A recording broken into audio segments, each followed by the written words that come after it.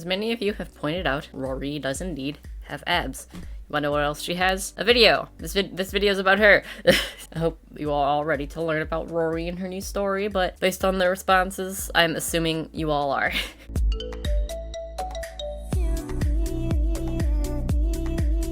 Hello and welcome back to my channel. Hope you're doing well. So this is part 2 of me talking about this story that I've been working on. Long-term subscribers probably know my characters, Andy, Rory, everyone else in that little group. But recently I'm reworking their story, so things are pretty different now. If you missed Andy's video last month, I would highly recommend watching this video. No, that video before this video. Because in this video I am going to be talking as if you had seen that one. So go check that out. I'll leave it in the iCard. You did that? Cool. If you didn't, then why would you lie to me? I thought you watched it. But anyways, I know you are all very eager to hear about her and the new story, so we'll just jump right into it. Here's Rory. So her full name is Rory Gianetto. That has not changed. She is 23 years old now. That has changed. Excellent. She still uses she, her pronouns, and she's still an extrovert. Honestly, not a whole lot of Rory's personality has changed, which I'm sure you'll gather, but we'll go over it anyway, because I'm sure people who don't really know my character super well are watching this video for the first time. So something that is probably her biggest characteristic is that she is very, and I mean very protective of her loved ones. And I think given the world that they live in and the story, which I will recap in a minute, I think it's pretty natural for people to become very protective of their loved ones, of their friends and family and all of that. But definitely more so than others. If she likes you, she'll just latch onto you and then never let go. She's just like, if I just keep you in my sight at all times, nothing bad will ever happen to you. Another big characteristic of Rory is that she's very stubborn and very hard-headed. If she wants something her way, she'll make sure that it gets done, which has its perks, also its downfalls. I would say that is a part of the reason why she's a natural-born leader. There's just something about her that people find very trustworthy, and there's something about her that makes people willing to, like, listen to her. But then on the other hand, she can sometimes have difficulties working with people depending on who those people are. There are some people that she works very, very well with. Some people she butts heads with a lot. Sawyer. So, you know, being as stubborn and hard-headed as she is, it has its ups and downs. She can be fairly blunt. She mostly just she doesn't think before she speaks, and so sometimes she can accidentally offend people because of that. She never means to upset anybody. It's just that her first instinct is to always just respond honestly to anything, and sometimes a little bit brutally so. Most of the people who are close with her know that she doesn't ever mean anything. Like, if she says anything that comes off as rude, she doesn't mean anything by it, and usually when she says something, she's just like, wait, let me explain, and kind of like, not really backtracks a little bit, but tries to make sure that they're not offended. So people close to her don't tend to think too much of it. If we have a character like Andy where they meet for the first time in the beginning of the story, that's a dynamic that both parties involved have to get used to, we'll just say. But stubbornness and bluntness aside, there is just something about her presence that people really, really enjoy. They're very drawn to her, and most people can't exactly put their finger on why, and one of those people is Andy. I did say that for the reasons they can't quite explain, they are drawn to help the crow, aka Rory. Surprise, you guess from the title. There are a few other reasons why Andy felt compelled to help her, but this is one reason. There's just, even like, bluntness aside, like, she can say something, not know that she upset you, and you're just like, wow, okay, fuck you, but then it's like, you leave that conversation, and there's still something almost charismatic about it. You know, I don't know if I'm explaining this very well, but there's just something about her that people are like, all right, I'll fuck with you. And that's definitely not the only reason why Andy eventually helps her, but it is a reason. So what is it that Andy is helping her with? Well, for anyone who needs a refresher, these group of characters live in a city where there is a very high amount of people going missing and or turning up dead, and it seems like the city officials aren't really doing anything about it. So eventually, this vigilante that they have dubbed the Crow, and by that I mean it's a placeholder name that is slowly becoming the name,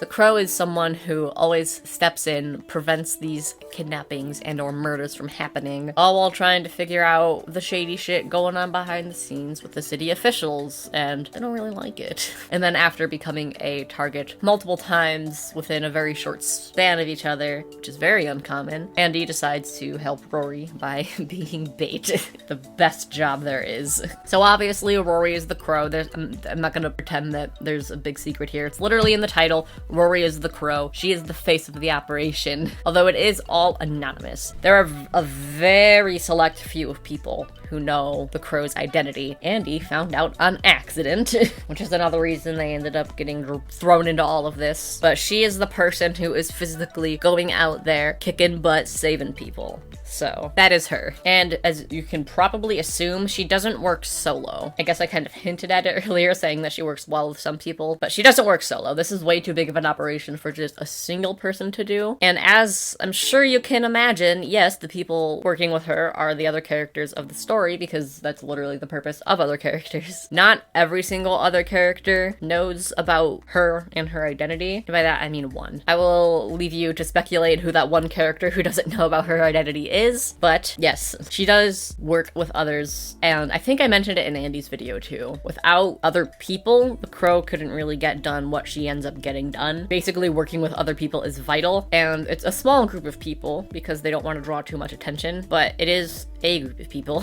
She also started working as the Crow pretty young. That's one question that people got a lot when I made her Q&A post. People wanted to know when exactly she started. She started at 18. Basically, she went out of high school, immediately went into all of this, and basically, I don't want to give too many details about... Oh, speaking of Crow, there's one outside my window. Hi, sir. I don't want to give too many details yet about how exactly she started, because that does tie into some other characters, and I'll get into those in their videos. But the summary of it all is that she has had many, many experiences of people disappearing and dying. It was people that she knew, and people that she cared about. And being the very protective person that she is, she didn't really like that, so she eventually did become the Crow. There are a little bit more details about that, but I will get into those when specific character videos come out, so you'll just have to stay tuned for that. I would say that she had a hard time trusting people for a long time after her past experiences of various family members, various friends just vanishing. But the truth is, she still has a hard time trusting people. I think a lot of people where they're from has a hard time trusting people, and I think her position as the Crow definitely makes it a little bit more difficult. Before anybody asks, she does trust Andy. At first, she isn't sure how much she can trust them, but eventually, since they are the bait of this and people making everyone go bye-bye, very clearly has some sort of interest in Andy, and so Rory kind of came to the conclusion that she has to trust them. But there are very few people that she does trust. So there she is. You'll finally know who the Crow is. Congrats, and practically everyone guessed it. But yeah, Rory's the Crow. That's fun. It's time for everybody's favorite part of this video. By everybody's favorite part, I mean mostly my favorite part. But it's the Q&A section for anybody who doesn't know what this part is. I will post the monthly character to my Instagram every single month. I will leave that post up for 24 hours, let you guys ask... I had to burp. Whatever questions you have about that character, and I will answer some of them here. So of course we have the 3 traditional questions, and we came full circle. I believe all of these questions were answered in Rory's original video when I first started my original character series. But seeing as that video is very old, I will repeat the information here. So her birthday is August 13th, so she is a Leo. Does she prefer ice cream cake or cookie cake? She prefers ice cream cake. And lastly, use a vine to describe her. Don't fuck with me! I have the power of God and anime on my side! Wait, Boom. So Vine-tastic. For anyone wondering, yeah, I'm probably gonna use the same Vine that I used before. I haven't decided yet as of recording this, but I probably will because lazy.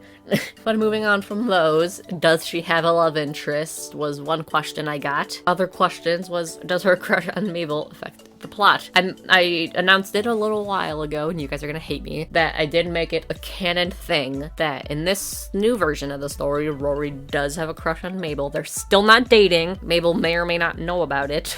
We'll get to that later. But I guess, yes, in minor ways, it does affect the plot. She still gets her work done, but I just thought it would be really funny that Rory has this very important job of literally saving people's lives, but then while she's doing it, she tries to impress her crush and like almost fucks up because she's trying a little too hard to impress her crush during a very, very, very important job where people will die if she doesn't get it right. So that was the main reason, not gonna lie. That's literally why I wanted her to have a crush on Mabel, because that concept is fucking hilarious to me. Does she have any weaponry in the belt bags, or is it just a design choice? She has some goodies in there. In Andy's video, I mentioned that technology is vital to the Crow's operation, and this isn't a world where people have like superpowers or magic powers or anything, and so a big way that the Crow is able to get shit done is because of technology. And in this new story, I still want to have a variety of outfits that the characters can wear, but in all of Rory's outfits, I want her to have some sort of backpack or like fanny pack or belt bag or anything like that. So then that way she has various gadgets in there that can help her with any spontaneous things that might need to happen. She definitely has like a quote-unquote costume, I guess, a uniform, a thing she wears to conceal her identity when she's actually going out and doing Crow-related stuff. But she does have a little, she does have little goodies with her, just in case. How is her relationship with Luca, and do they get along well? Quite a few people ask this question, which tells me that you might be a little new here. Her and Luca get along so well. They are two peas in a pod. They are tight. They are very, very, very close. How strong physically is she compared to other characters? She is the strongest physically, which probably isn't a surprise considering her line of work, but she is the physically strong. She's strong. She got muscle. One other character that I can see being just about as strong as her is Cass. I would still say that she is stronger than him, but he's up there in physical strength. Multiple crows are called a murder of crows. Is she ever gonna murder somebody? Considering that she's fighting to stop murder, I'm gonna say probably not. I mean, you know, who knows what the story holds. Dun dun dun. But it is something that she is very against. Obviously, she is using violence to stop them, but she doesn't want to resort to murder. That's like her one thing. She's like, I'm not gonna kill anybody. So we'll see if that actually happens. What is her sexuality? So many people assume that she's a lesbian, probably because I made her have a crush on Maple, but she is bisexual. Is she the type of friend to make fun of you in a joking way, but then gets upset if you agree? Absolutely. This is 100% her dynamic with Andy. She can call you stupid all she wants, but if you called you stupid, then them's some fighting words right there. Then you're gonna throw down. You will catch those hands, except probably not. You'll emotionally catch these hands. Does she ever think about dyeing or cutting her hair? Alternatively, is there a reason why her hair is so long? Basically, the reason is just design choice. She's always had long hair, and I don't want to make it shorter. And as of her herself, she doesn't want to dye it or cut it. She likes her hair just the way it is. Luca gets a little concerned about it. I'm sure many of you can assume that Luca knows about Rory's work as the Crow, and he's probably just like, if you're doing this anonymously, you should probably cut your hair because that's DNA, my guy. But she refuses, and it's worked out for her so far. So far, she hasn't gotten caught, so. What are her thoughts on Andy? Her thoughts on Andy are very, very complicated. Of course, at first, she was just like, you're a person I'm saving. But then they found out about her identity, and she's like, oh fuck. Shit. So after a few failed attempts of her convincing them to join her, when they do eventually agree, they don't entirely want to be there. And aside from feeling like she has to trust Andy, Rory is also of the mindset of like, okay, well, we're all here now, so let's try and be friends, whereas Andy doesn't really want to. It's not that they dislike her, but Rory is just a very outgoing person. She's a very friendly person, and Andy is not. They're basically just there to help the Crow figure out what's going on, and that's it. They weren't really interested in making friends, but then Rory's just like, yes, please. Yes, friendship, please. So eventually Andy reluctantly considers Rory a friend, but you know, that's what happened. Did that answer the question? I'm gonna assume it did. What is her workout routine? Very popular. Literally by far, aside from like, can she marry me? What's her workout routine? Is the most asked question I got, and it's being the Crow. Beating up people. It was growing up a pretty sporty, athletic, outgoing kid, and then beating up bad guys for a living. Are you guys ready for the most important question that has ever been asked in any of these videos ever? Can her tits flex like The Rock's pecs? And the answer is obviously. I know what the people want, and it's that. So yes. Does she believe in zodiac signs? No, but I really love to imagine I like to imagine a world where I'm able to talk right and make these videos without stuttering one goddamn time. I like to imagine an interaction where Rory is like, Zodiac stuff is stupid. Like, whoever believes that is an idiot. And then Mabel is like, oh, I love Zodiac stuff. I think there's something to that. And then Rory's like, same, like, pretty neat, right? So she doesn't, but I'll probably write that scene at some point because that's really funny to me. Does she miss her childhood? Yes and no. If you were to ask her, she would say no, and she does think that what she's doing, she would just be like, what I'm doing right now is very important, and I can't go back to childhood because who's gonna be the crow? And that's definitely true. She does genuinely believe that, but when she says no, she doesn't miss childhood, that's kind of a lie. She does miss being a kid and a time where things were a little bit more simple and she could live in blissful ignorance of everything happening because she's a child. She would never admit that, but we know the truth. Does she worry about not being good enough in the position that she's in? Yes, absolutely. She 100% does.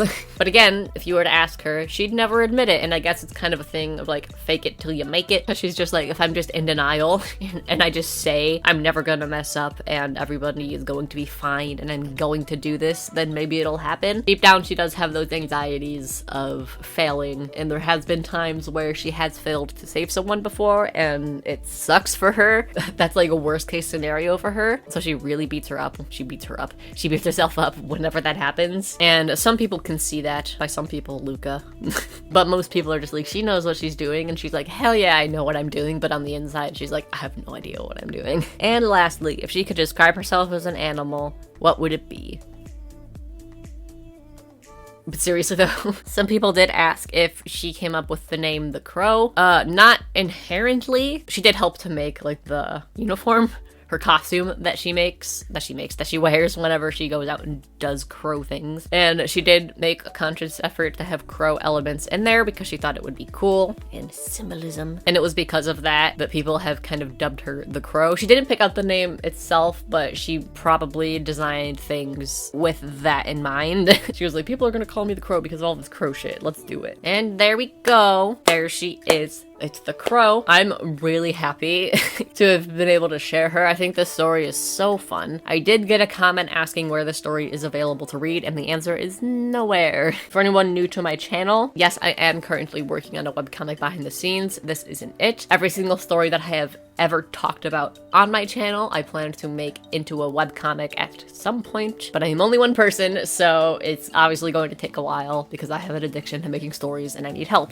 But until then, I hope that these videos are interesting enough for you, and thank you for watching. As you can probably guess, I'm not going to be talking about these characters in the same order that I previously did in my original character series. I made the videos in the order that I created the characters, but this time around I want to arrange the videos in a way that make the story a little bit more easier to understand. I started with Andy because they're the protagonist, and then Rory because she's the crow, and then from here on out I am just going to talk about characters in a way that makes it easier for you guys to understand. So feel free to leave your guesses in the comments down below for your guesses on who it's going to be.